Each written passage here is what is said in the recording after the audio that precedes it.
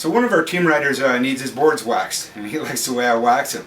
So I guess we'll show you the proper way to wax a snowboard. The first step in waxing a snowboard is cleaning the base. We use a citric acid solution. Many surf shops carry it. It's called Chief Firewater. It works extremely well to clean a base of a snowboard.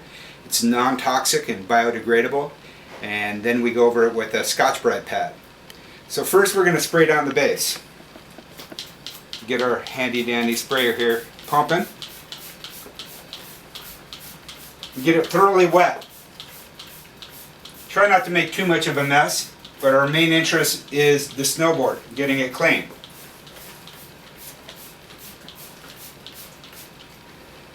This process removes all the old wax, any diesel that's on it from the snowcats grooming the snow, any kind of impurities, sap, anything. It works extremely well. So we go through this and we do this until we're confident it's clean.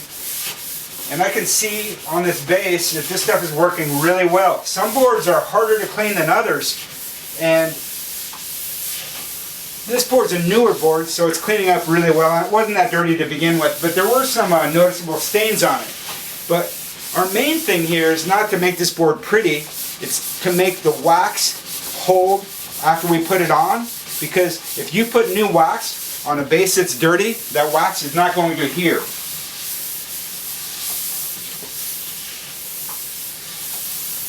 So I'm pretty satisfied that this is a pretty clean board. So I put down my Scotch-Brite pad. I just pick up some paper towels, fold it up.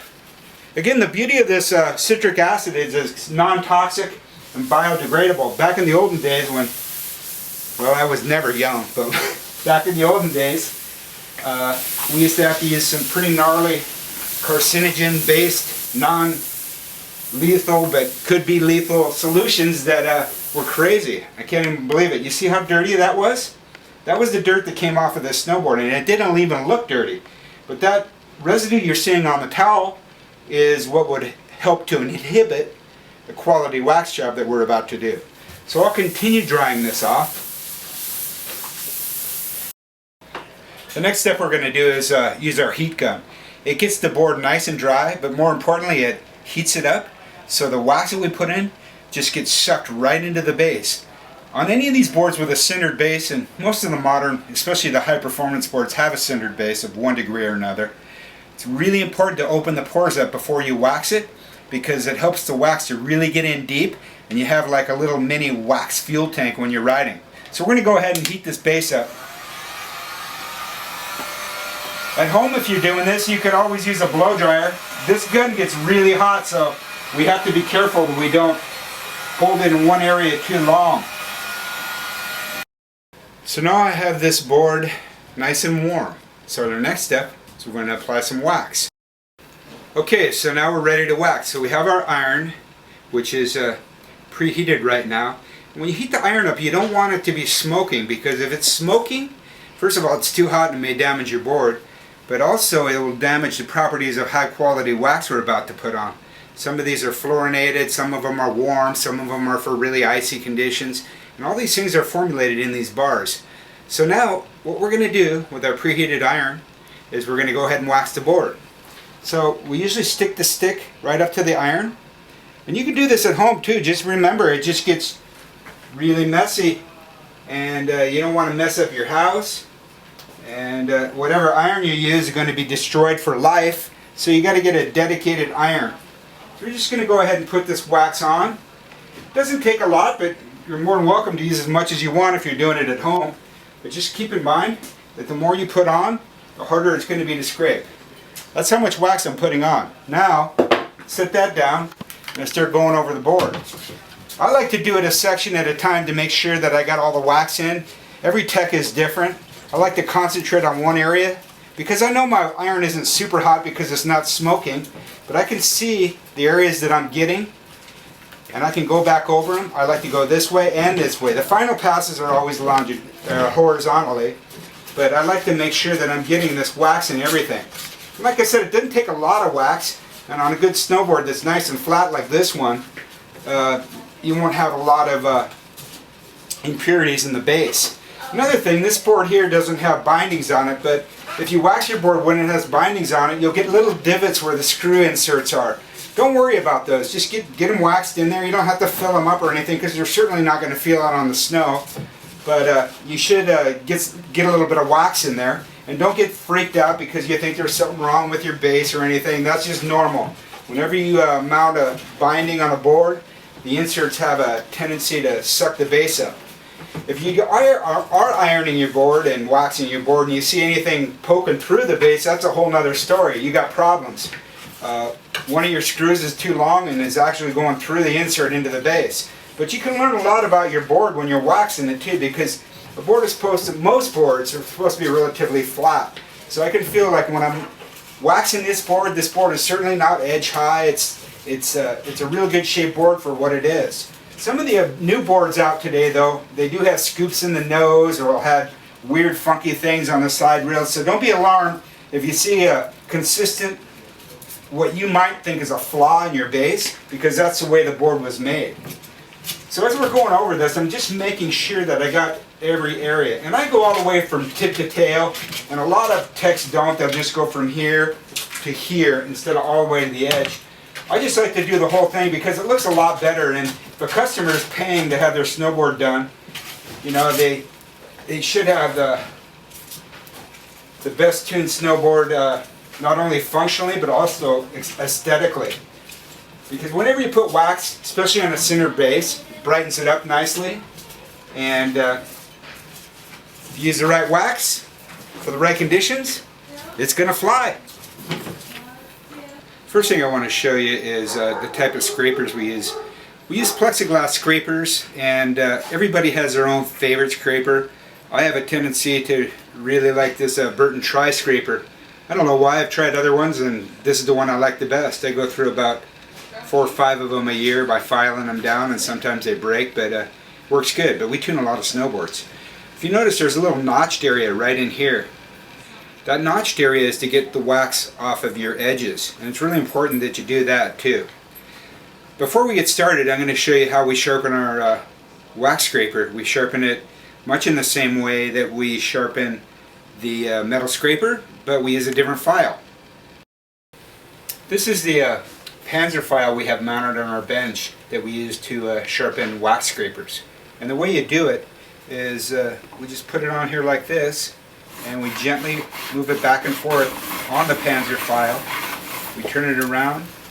We're not doing the notched area because we don't want to screw up that notch. We do one of the flat areas. And as you can see, there's a lot of material coming off of this wax scraper, and that's good. But a good sharp wax scraper will make it a lot easier for when it comes time to scrape the wax off. Okay, it's been about 20 minutes, and as I go up and down the snowboard here, I feel the base, and it's cool. You never want to scrape a snowboard when the wax is warm because you'll take off a lot of the wax. So we're going to start with the notched edge of our scraper. So we run this edge of the scraper down the edge of the snowboard in order to get all the wax off.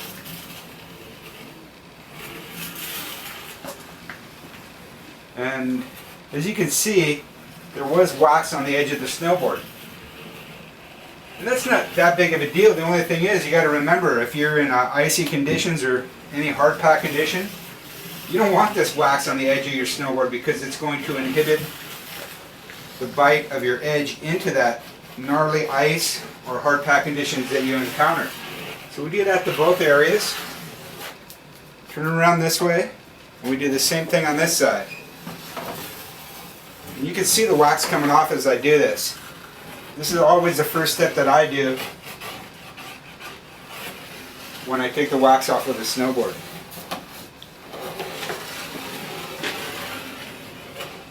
And sometimes you got to angle the scraper a little bit in order to get different areas. Okay, now we got most of the wax off the edges, so we're going to start scraping. A lot of people are under the impression you don't scrape it too much. You want to leave a little bit of wax on. Nothing could be further from the truth unless you're doing a storage for a summer storage for a snowboard. A lot of times you leave the wax on to protect the base and the edges. But when you're ready to ride, you got to scrape every bit of this wax off. And there's there's no reason to leave anything on. Remember, we warmed at this base. This wax is soaked into the pores, and you're not going to be scraping off that wax. So we're going to start like this. I usually start at the tip and the tail.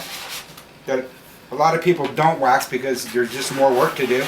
But again, I like it because it makes the snowboard look good and the customers are happy. And if you notice, I'm not pushing the scraper, I'm pulling the scraper. And every tech has their own technique, and I got my own, and all I have to say is this is not the right technique. You'll actually lift the wax off the board in many cases. So you want to actually pull like this. You want to scrape it. You don't want to gouge it off. So I'll do the tip, and I'll do the same thing at the tail.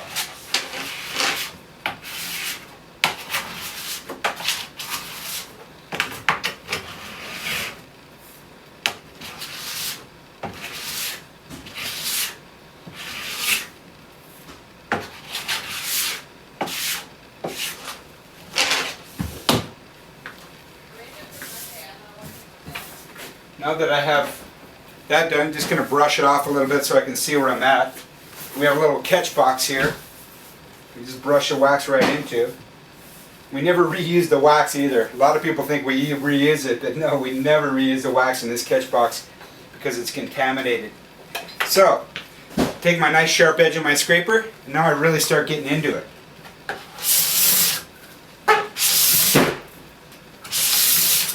You can see I'm pulling all the way down. It's not that hard. Now if you put more wax on your board or use a colder weather wax, it is going to be harder, and you really got to get into it. Because remember, you want to get every bit of this wax off of this snowboard. And in those little areas, again, this board doesn't have bindings on it. In those little areas, if it did have bindings on it, if the base is getting sucked in, you got to get the wax out of there too. Because it'll make for a smoother glide on the snow. So bear with me while I get all this wax off of this board. Takes a little while, but you got to do a good job.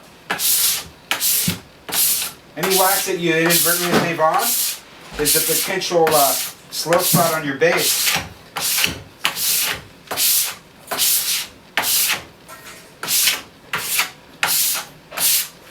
Now go back over it again.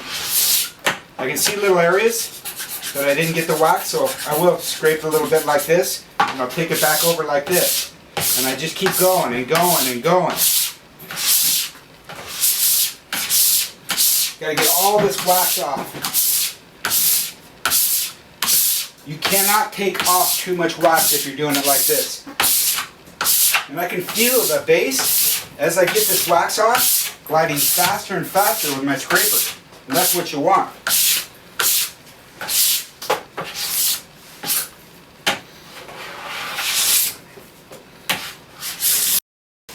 So now what we're going to do, the last and final step in waxing the snowboard, is we're going to buff the base out. At home, if you're using it, you can get some kind of horsehair brush like we have here, or lightly with a Scotch-Brite pad, but lightly. But what we use this power-mounted apparatus on a drill.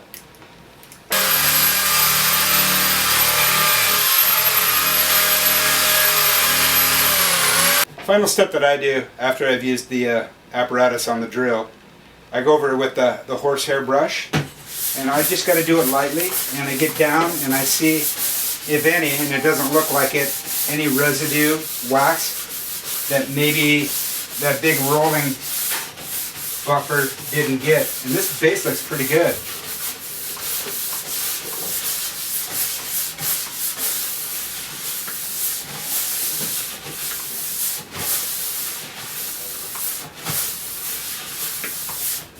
Then I'll take my fingernail or whatever and just run it across the edge to make sure I got all the wax off.